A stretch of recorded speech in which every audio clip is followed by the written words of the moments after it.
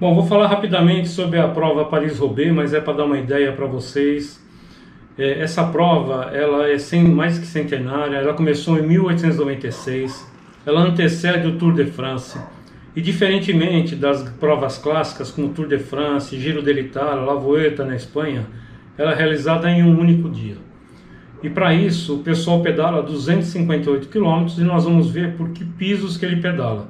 Mas para dar uma aproximação inicial, essa prova Paris-Roubaix é conhecida como Inferno do Norte, como Um Domingo no Inferno, como Rainha das Clássicas.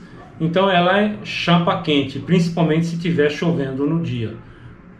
Moçada, em 1968 essa prova saiu de Paris, ela foi para a cidade de Compiègne. Compiègne fica aproximadamente 60 km de Paris, mas ela continua mantendo esse nome, Paris-Roubaix.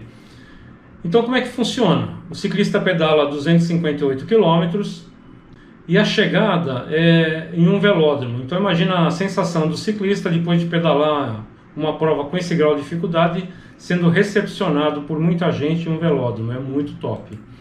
Bom, e como é que funciona essa prova? Bom, essa prova é 258 km, é com bike speed. Bike speed não tem amortecedores, o amortecimento se dá pelo quadro da bike ou eventualmente pelo pneu, que essa foi uma das inovações tecnológicas que foram liberadas pelo UCI esse ano. Nós vamos falar logo mais aí. E o que ocorre? Durante os 258 km existem 28 trechos, cujo piso é de paralelepípedo. Então, moçada, para quem já pedalou nesse tipo de piso, sabe o grau de dificuldade que é, porque cada pedra ela tem um corte diferente, isso ocasiona muita trepidação. Então são 28 trechos e vamos dar uma olhada em um vídeo que uma pessoa pegou e foi pedalar nesse trajeto do Paris-Roubaix, e aí nós vamos ter uma noção do que é o ciclista pedalando nesse tipo de piso. Mas antes disso, deixa eu só mostrar para vocês.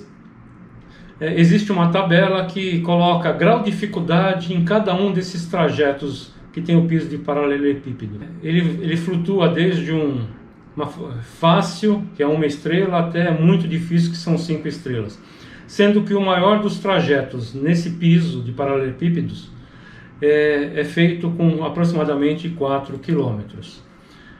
E só para fechar esse assunto, existe uma associação que mantém esses trechos buscando aumentar a segurança para o ciclista e ao mesmo tempo garantindo que a dificuldade permanece a mesma.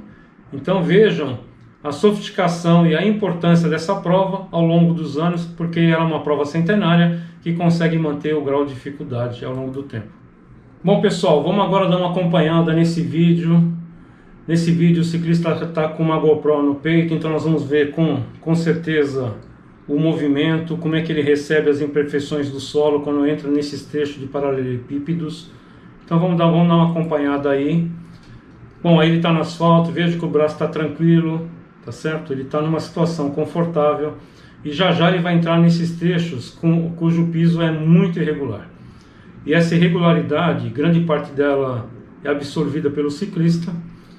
Então dá para notar, notem os braços, como ocorre o recebimento dessa trepidação.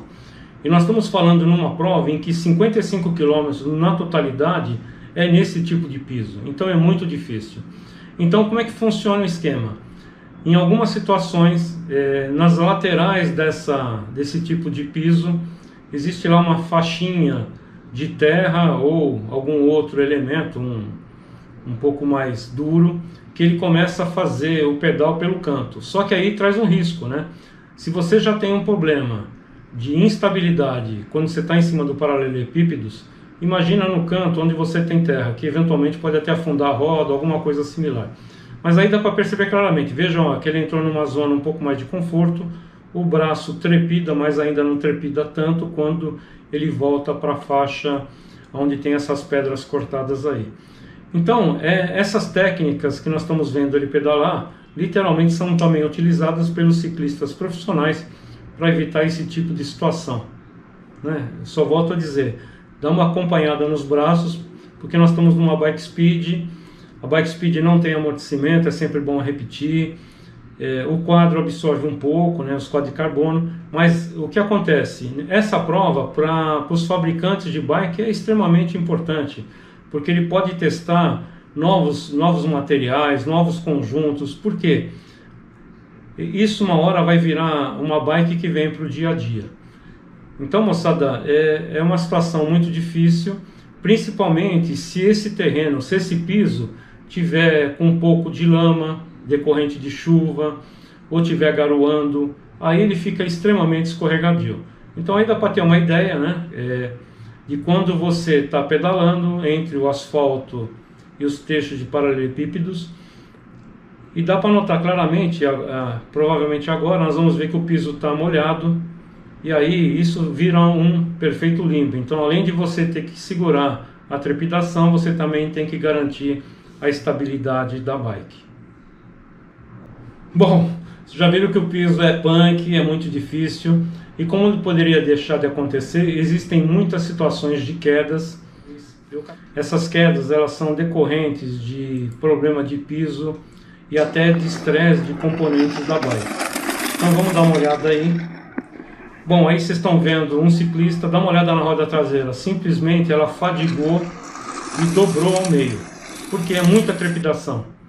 Então aí é um caso de fadiga de componente, mas nós temos outras situações, principalmente naquelas onde os ciclistas vêm por trechos urbanos, em ruas, e de repente tem um afunilamento. E aí nós já estamos vendo os trechos em paralelepípedos, onde os ciclistas têm extrema dificuldade, principalmente quando chove, de manter o equilíbrio e manter a bike alinhada. Então você imagina, nós estamos falando em grupos, pedalando em 40 km por hora, e os acidentes em algumas situações são inevitáveis.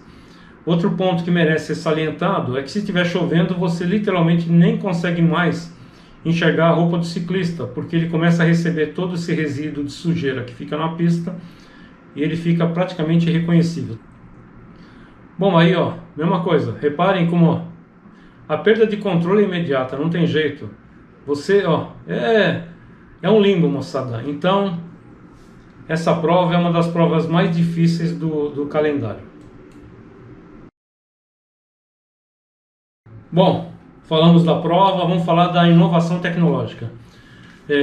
Em 2022, a UCI liberou um regulador de pressão de pneus chamado Atmos. Esse dispositivo ele fica encaixado no cubo da roda.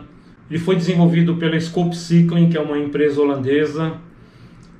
Então você consegue inflar ou desinflar sem precisar parar a bike. Você tem lá um dispositivo que você apertando ele infla e você apertando para um outro sentido ele desinfla o pneu. Então você consegue, antes de chegar nesses trechos pesados de paralelepípedos, você consegue reduzir a pressão do pneu para poder ter uma melhor absorção do terreno. Uma melhor absorção, não toda absorção.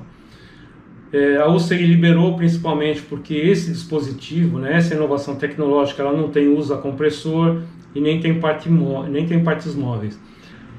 E um diferencial é que esse dispositivo ele infla na aproximadamente 7 PSI por segundo, ou seja, em 10 segundos você calcando o botão você consegue inflar o pneu em 70 PSI ou eventualmente reduzir a pressão do pneu em 70 PSI em 10 segundos.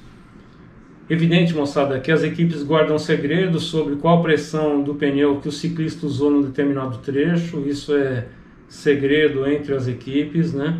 Dizem que em algumas situações os ciclistas estão pedalando com 40 PSI ao invés de 100, 110, 120, estão lá com 40. E tem um aspecto que é importante registrar, é que logo vai estar disponível no mercado. Porém, hoje, essa inovação tecnológica, esse equipamento, ele custa na faixa de 4.000 euros. Então ele é muito salgado, mas quem sabe daqui a muitos e muitos anos nós tenhamos nas nossas bikes, sejam ela speed ou mountain bike, a possibilidade de a gente fazer uma regulagem de pneu. Bom, estamos chegando na linha final, mas é importante primeiro dizer qual que é o troféu para o vencedor.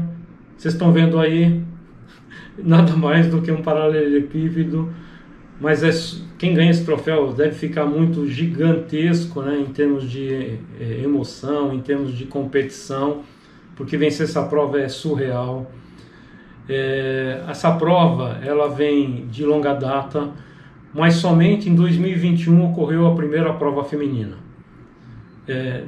A prova feminina tem aproximadamente 116 km, 116 para 117, dos quais 30 km são nesse piso de paralelepípedos.